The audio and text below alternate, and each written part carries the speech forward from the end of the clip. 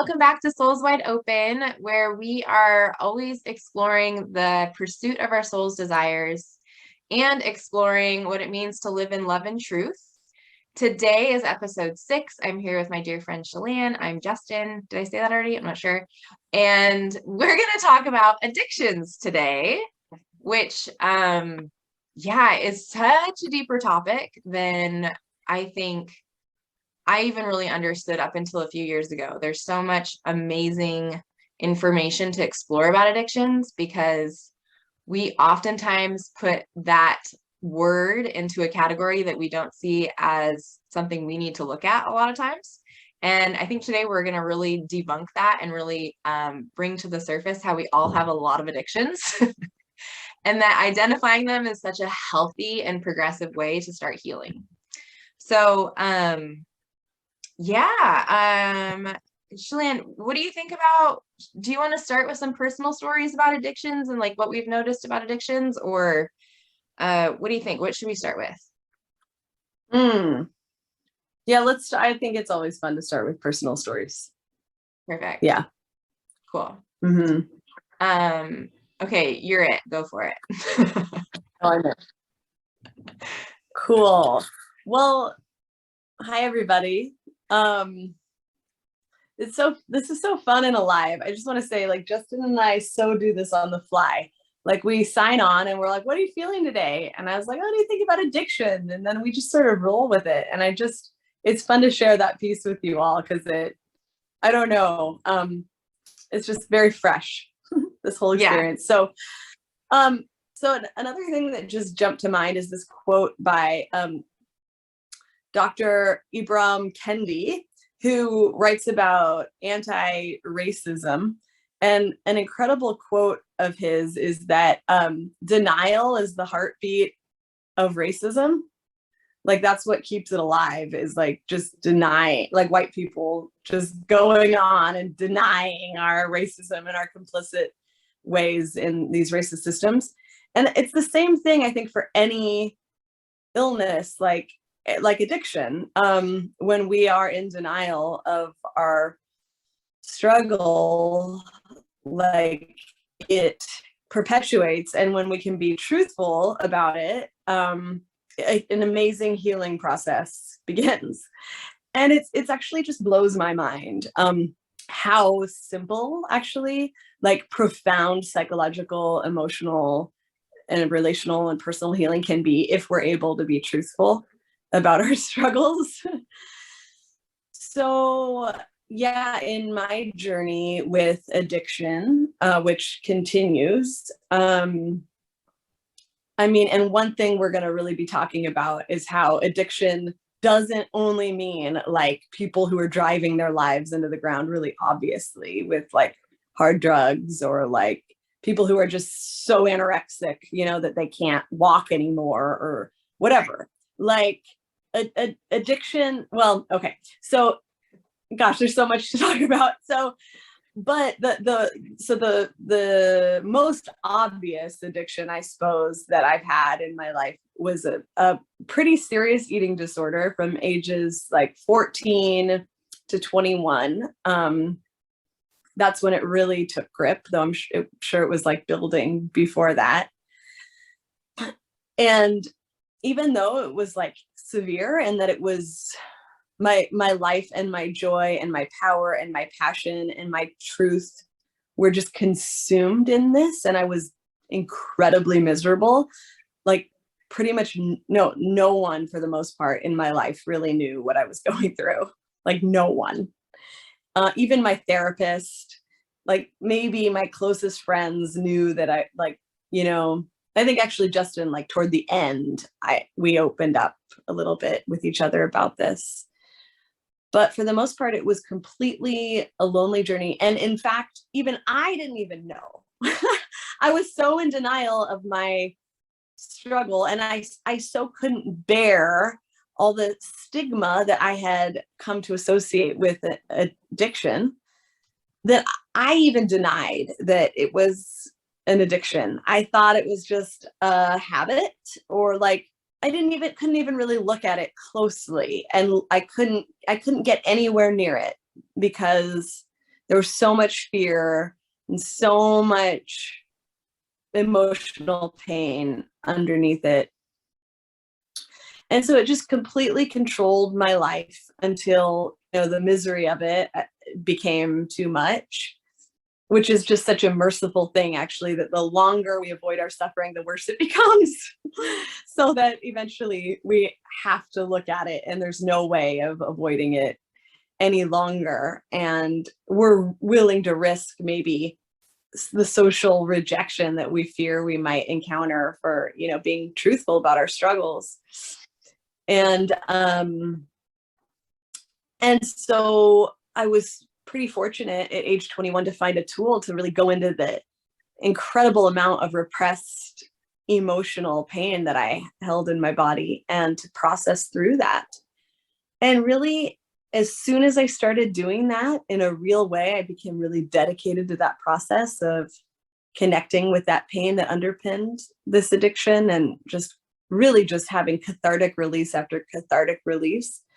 Like really within a couple of weeks, my eating seriously normalized. And way more fundamentally than that, I stopped becoming, I wasn't obsessed at a thought level with like how to control my diet, how to keep my body, how to, in a controlling way, how to keep my body really thin, how to I was liberated at that level of thought. And it was no longer a willpower battle to control my diet.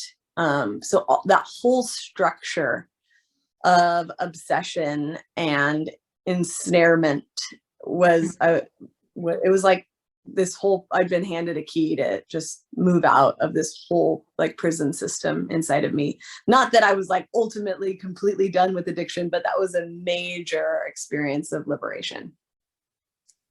Yeah. And I want to highlight some things that you kind of said and just like make them really clear, because I think this is so important. Is when we're talking about addiction, it's something that in the moment feels good, but in the long term causes us pain.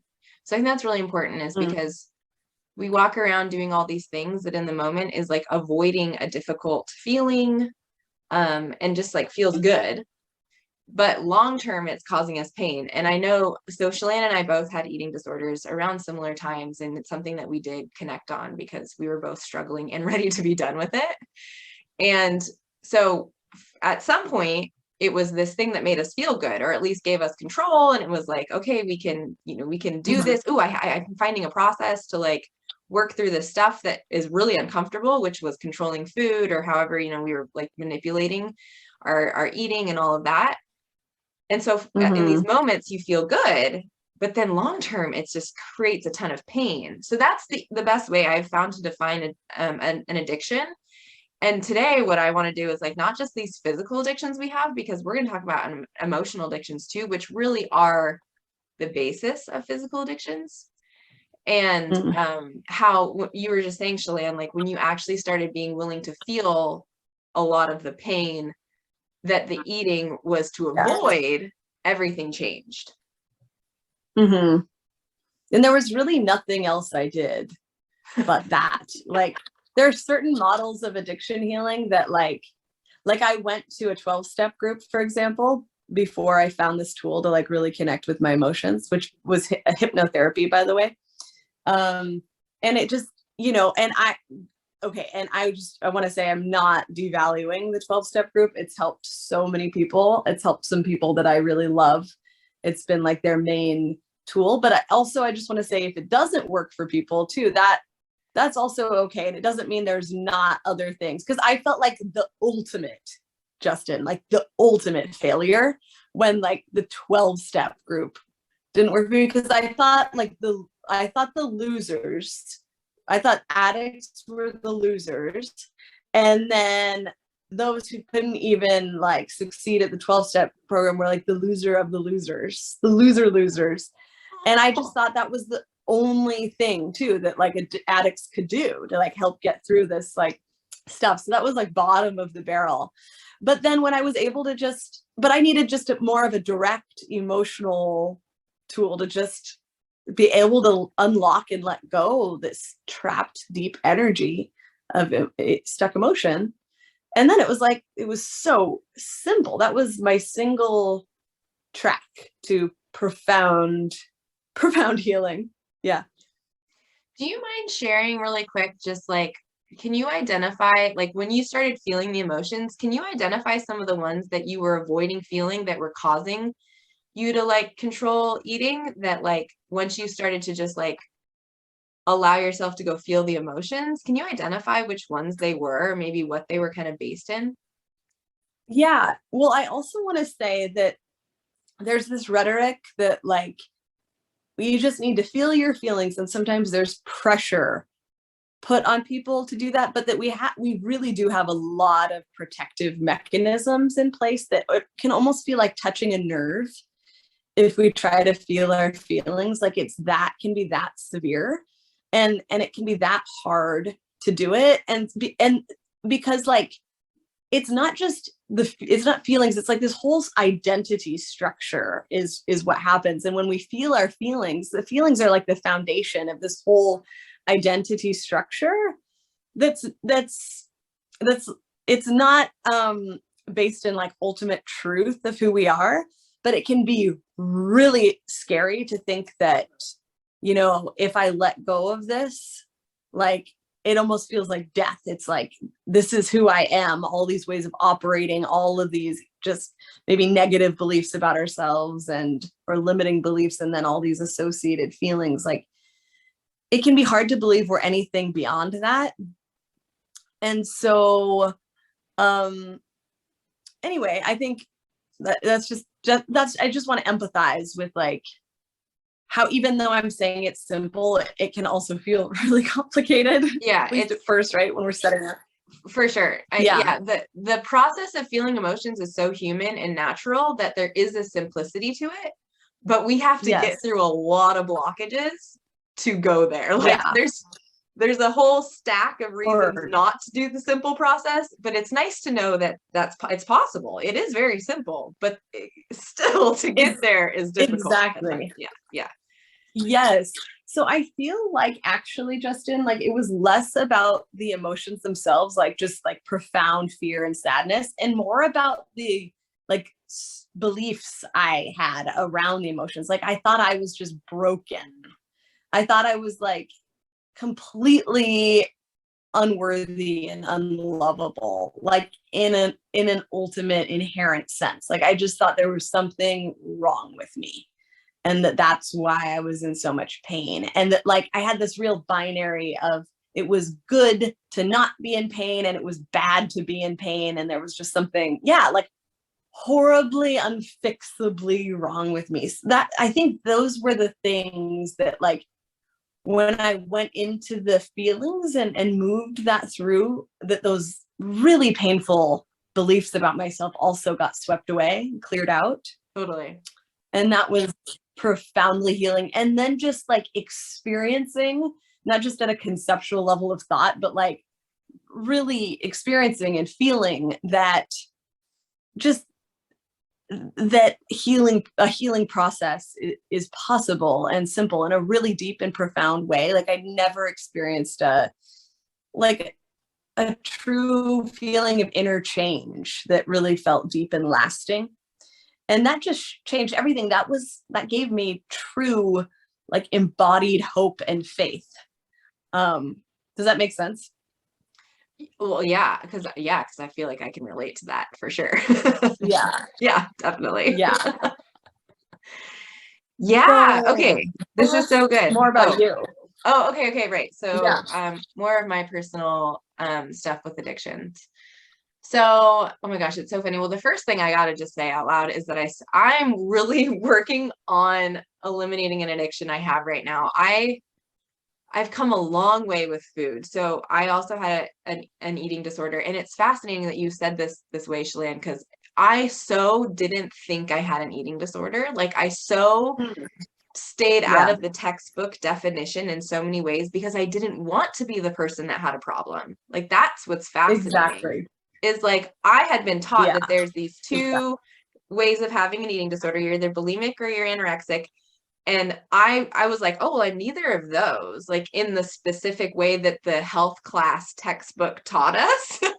Exactly. And so Exactly. I Yeah. felt like what I was doing was just a normal, like, this is how you have to live if you want to become this woman that you're supposed to be, you're supposed to be this thin, controlled woman if you want to succeed. So like that's what I thought I was doing, but really I was just destroying myself because of the same inherent or thoughts of being inherently unwell and unlovable and incapable of like just being Yes, genuinely lovable as I was. So like for sure. same stuff. But so from there, same releasing of that pain, which as you can imagine, like talk about core based emotional grief to work through, like beliefs that you are inherently unlovable, which comes Yeah. from very early experiences. So like I agree, also having gone through like big emotional releases and like truth seeking within myself, willing to feel all of that.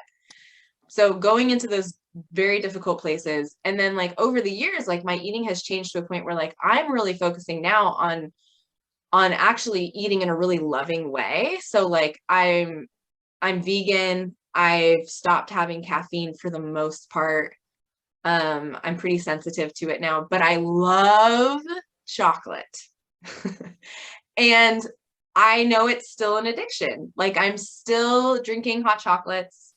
I'm still reaching for chocolate when I'm having difficulty. And like this might not sound like a big deal, but right now it is what's on the surface. And I notice that it still is that thing that I can reach and gets me out of feeling an uncomfortable emotion. And that's literally any addiction. Like it, and it's just so obvious on the surface for me right now. And I will try for a few days to like stop having my hot chocolates and everything. And this is interesting because we were going to talk a little bit about like the difference between using your brute force to like get Mm. yourself out of these addictions, which like to me that there's a good little practice in that.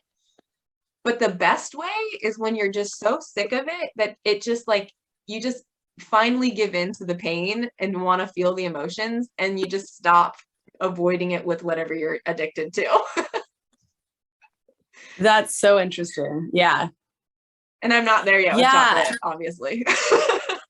Well, and then an interesting another take too, or like a different angle of that, I think is like, well, so there's this author that both Justin and I really like got a lot out of. Her name's Dr. Nita Johnston, and she wrote this, I think, just a revolutionary book about women. And really it's about our whole society like unburying these incredible capacities that are often associated with women, like sensitivity and truth telling and like power from within, and just embracing our feelings and our creative expression. Anyway, it's an amazing book, but it also focuses on helping women recover from eating disorders. And part of what was so powerful about it for me is like it talks about how our addictions are really helpers at the core.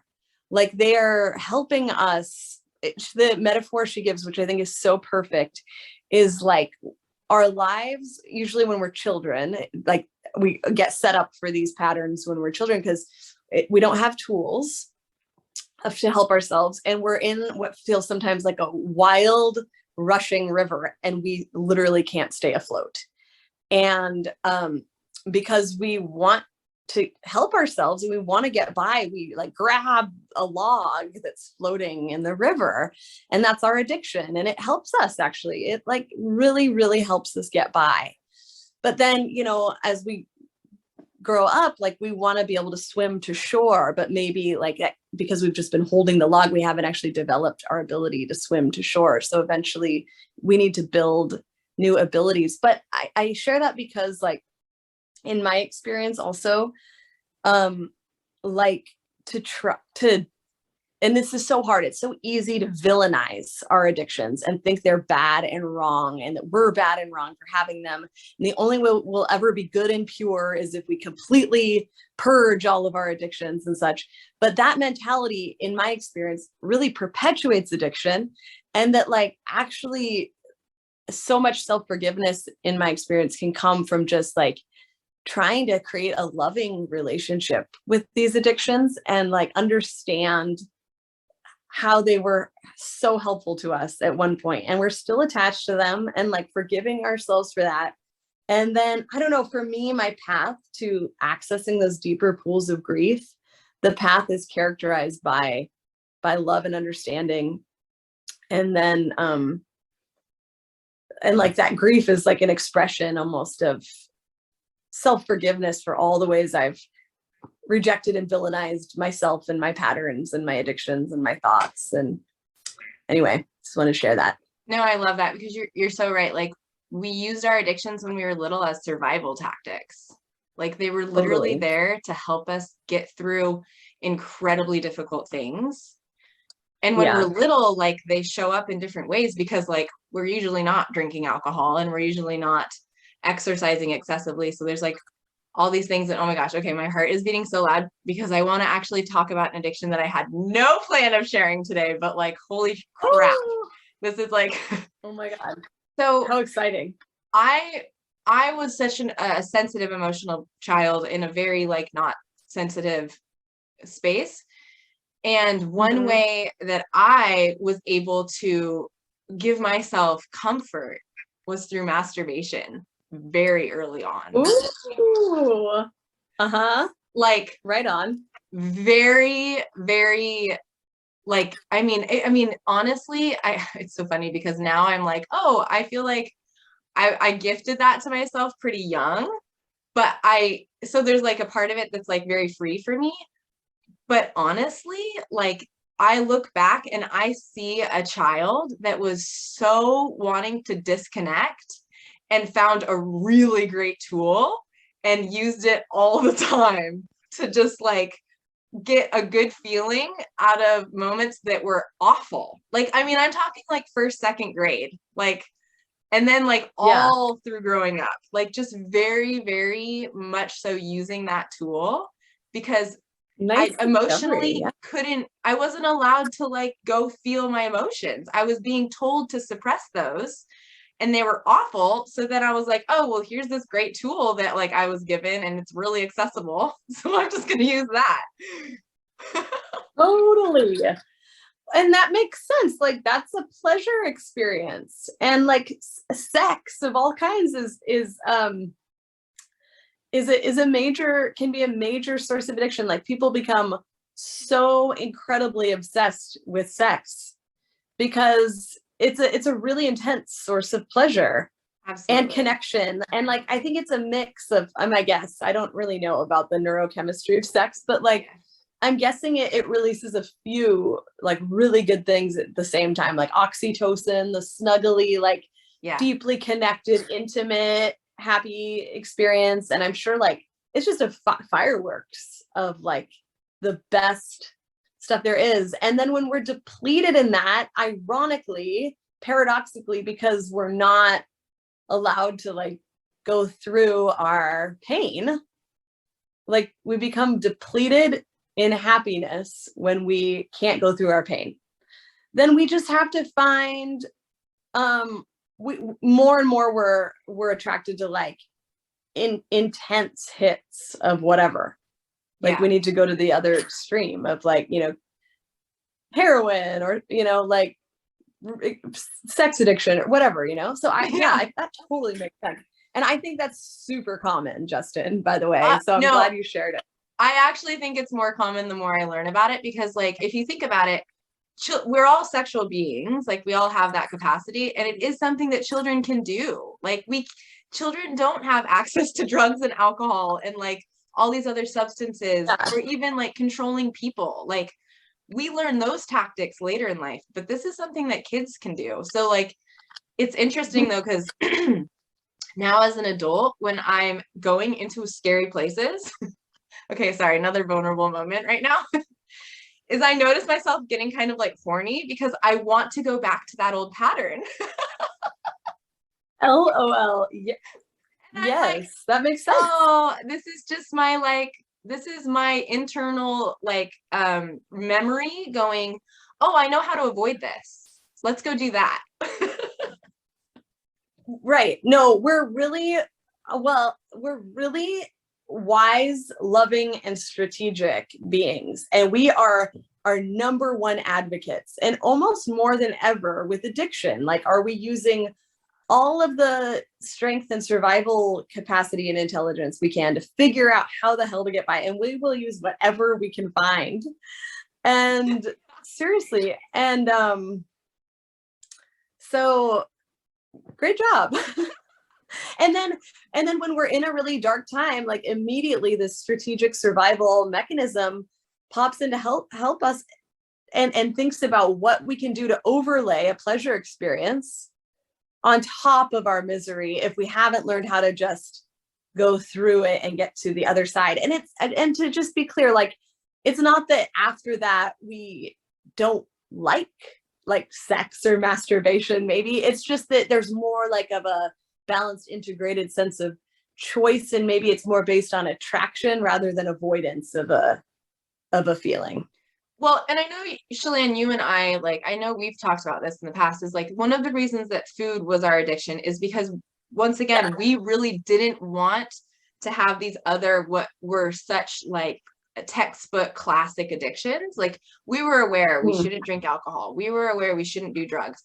So we took a thing that was like seemingly normal, but made it an addiction. So like, it's really common to have things that on the surface, like my hot chocolate, I could totally be drinking hot chocolate without addiction. Like, it's 100% possible to just enjoy a hot chocolate. But like in the middle of the day when I'm stressed and I go, oh, I just need a hot chocolate, that's an addictive response versus like actually just letting myself maybe go have a cry about how overwhelmed I feel because I can't get everything done I need to, you know? Totally. Yes. Oh gosh. So would you say, I mean, in my experience, and this is, I think, really important to say with our world that definitely, I think, definitely villainizes addiction to a pretty, and shames addiction to a pretty strong degree, that there's innocence at the root of every addiction. Well, yeah, just because of that whole thing we were talking about, where like as children, we were not taught how to move through our emotions and welcome them as messengers and experience them as lessons of truth and love. So we weren't taught of ways to actually, when something painful arises, move through it and learn from it. We weren't taught that. We were taught to shut down. So we have to see our addictions as these things that we learned to survive the shutdown. And unless we can like lovingly like see that and then make the choice to go, okay, well, the shutdown really isn't what's most loving in the long run because it's still causing pain. So like, I do want to start like cultivating a desire to no longer have these addictions. Like, that's really what's important. But you're right, we can't shame ourselves out of addictions. We have to be willing to go feel the pain and address it, but we can't like, you can't force yourself out of addictions, because you know what? You will find another one instantly. It will just look different. Totally. Oh my gosh. Yeah. Wow. This is such an interesting theme. And then I just want to touch briefly on like, oh my God. Well, one of my personal challenges in my addiction saga, not anymore really, I don't think, but really in the past, before I really began a healing process, was just judging myself so harshly for thinking that my willpower didn't work. That like my willpower didn't work to have a perfect, diet and like, or like maintain a perfect pattern of self-deprivation with food. Like, it didn't work on that level. And then it also didn't work in just like, whatever, like helping me be happy or heal my addiction or whatever. I just thought, and that can be such an interesting thing, how we lean so heavily on willpower. And I, in the US, I feel like there's just way too much like reverence given to willpower. Like that it should be this force that like, if we have it, we're good and strong. And if it works in the ways we want it to, then we're good and strong. And if it doesn't, we just suck or something, or like, I don't know. And in my experience, willpower was a pretty weak force, like that I could only activate for a very unsustainable amount of time. And what I've learned working as a hypnotherapist for 10 years as I did is that it really is a weak force. And that our subconscious mind, which is where all of our emotions and old beliefs and like our operating system for our thoughts and our feelings and our automatic behaviors is, like, that those deep feelings and beliefs, like those are way more, way more powerful than our willpower. And so each time we try to do a willpower battle on ourselves to change or heal or get better or whatever, be perfect, like I've heard it's like 12% roughly of our mental strength and stamina is willpower based, and 88 is like, more just subconscious programming, emotions and beliefs and associations and stuff. So to just not be hard on ourselves for that, but then to find deeper, tools or spaces that help us really access those deeper levels. And then we'll just be way more truly successful if we can go about things that way. Yeah, I mean, a perfect example is I have a client right now who really wants to start exercising, and she's a new client, and it's been really fun because I'm like, well, we're not actually going to really like plan exercising for you at all. Like, we'll do fun things, and I'm like, yeah, go have like do fun exercising, no punishing. Just fun. I was like, but what we are going to do is every time you decide you want to exercise, but then don't, you got to go feel all the emotions about why you don't want to exercise. And she was like, ah, and I was like, yeah, but think about it. If you want to go swimming, but you don't because you're afraid of getting in your bathing suit, go feel the emotions about being horrified to be in a bathing suit. And then once those release, once you've worked through those, you won't have to use your willpower to overcome them. You literally will just go swimming because you want to go swimming. You won't have this huge baggage that you're trying to like go through. And this is the difference that I feel like you're talking about, is like having to force yourself through all these difficult things, which is so exhausting that we often don't do it, versus just like letting go, feeling whatever we need to, so that we don't have, we can just use a genuine will, not willpower, to power through it. We just genuinely want to do it. And there's like none of these blockages. Yeah. 100%. And that's so true. And the example I would give to clients when I was doing this work was like, if there were two people living in a house, like roommates together, and one was this dominating, super abusive, emotionally abusive tyrant, and was like, you have to run, you worthless piece of shit, or else like you'll never be good enough, I'll never love you, like, like horrible. Like, even if that other person like went on a run and did the thing, like it's still a terrible, super sad, super toxic, super unhealthy, super painful environment, right? Like, even if they are successful, like that will never feel good.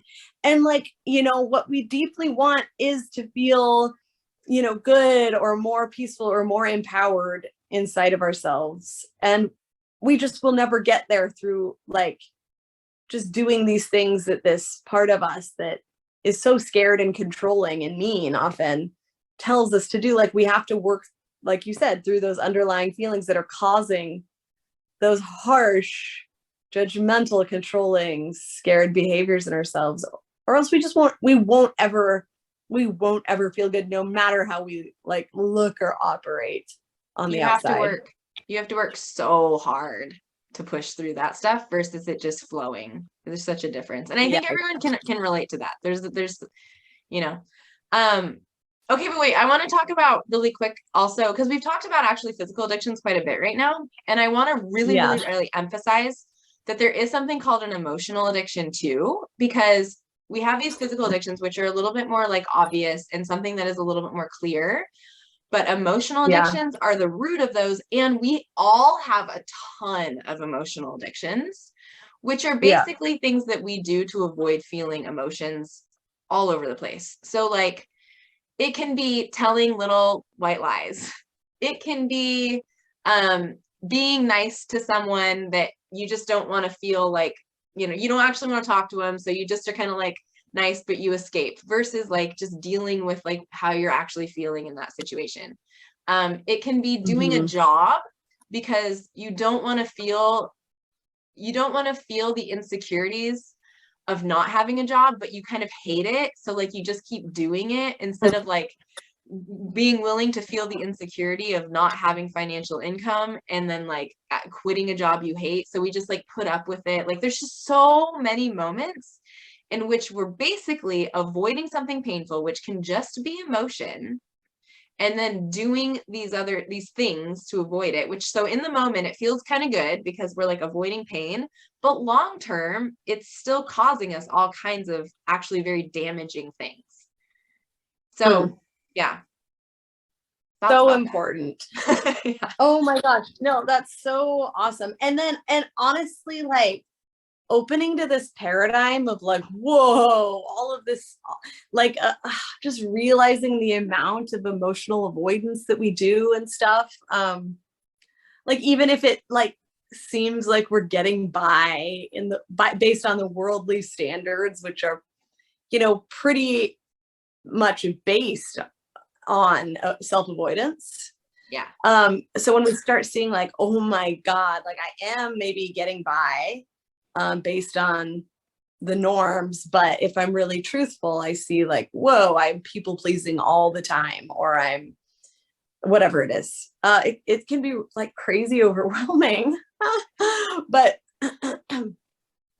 I think, I don't know, in my experience, that overwhelm is really based on just living in a society that like has just so adamantly rejects emotional processing and like, and is super emotionally illiterate. And so it can be, it's a radical and revolutionary thing to start really taking this degree of self-responsibility on these levels. Yeah, and it makes for such an easeful life, to be honest, as though, although we have to almost be willing to go feel pain in the moment, the release of that pain and the willingness to feel its truth leads to a life that's actually more easeful, because you no longer are constantly trying to avoid it. So it's like, yeah.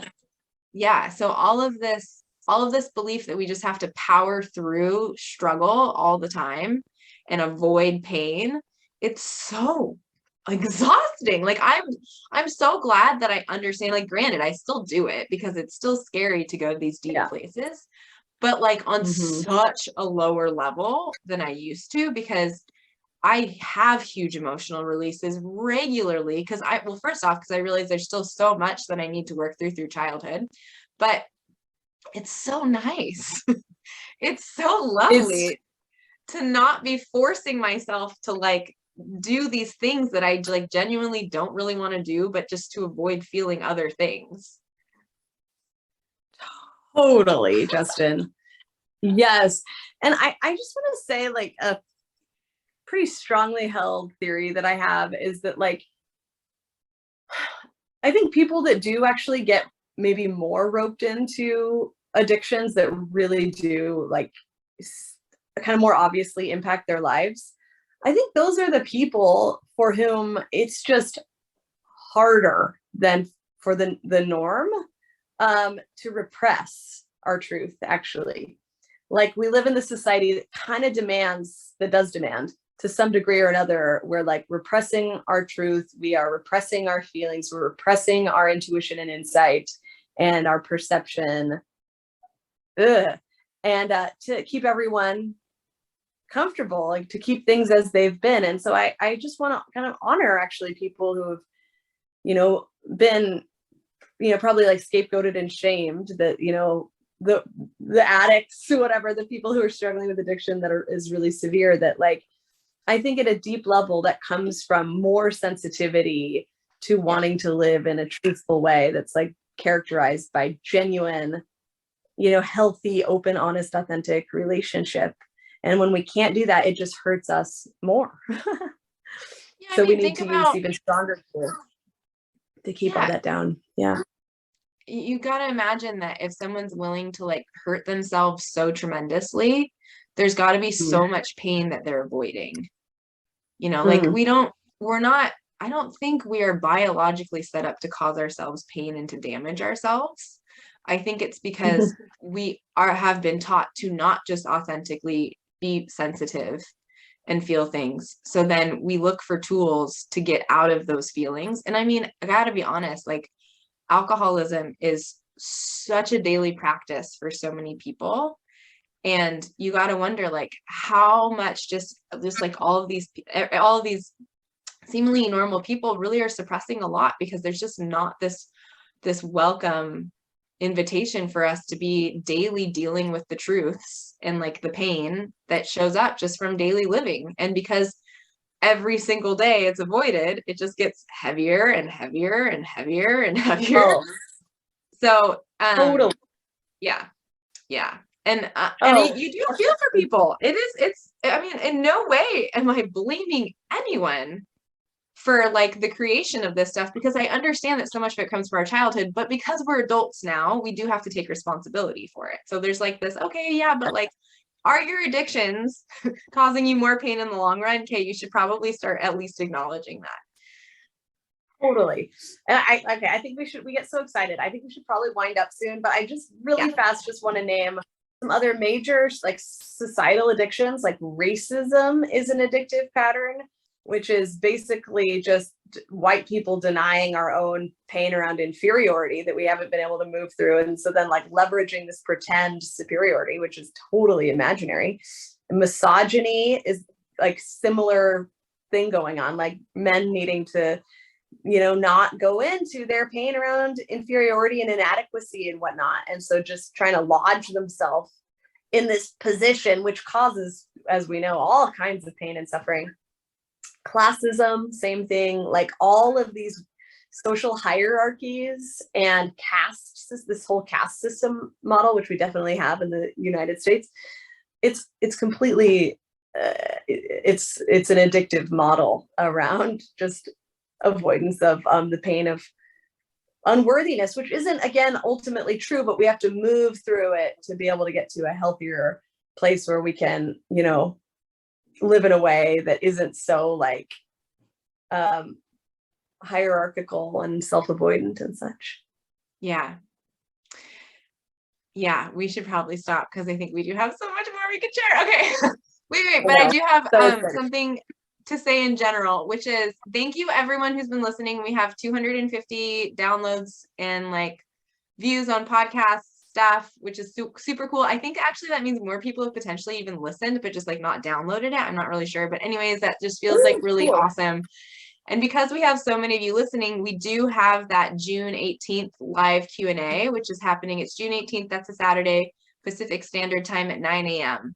So in the descriptions of wherever you're seeing this, there'll be a link that you can click on to like put in your email address, and I'll send you the link for that to join us. And then I won't spam you with things. That's not the intention. It's literally just so you can get invites to live events when they happen. So anyways, that's all I wanted to really share. And tell your friends about this podcast if you're, if it's touched you and reached you. And also, we would love feedback, right, Justin? Like, tell us about the things you loved, and feel free to tell us about things that maybe could have been tighter in this podcast. So moving forward, we can reflect on that and continue to grow. And also, I'd say also reach out with themes that you're interested in us diving into. 100%. Yes, thank you so much. Okay, much love. So long, farewell. See you. Bye. Bye.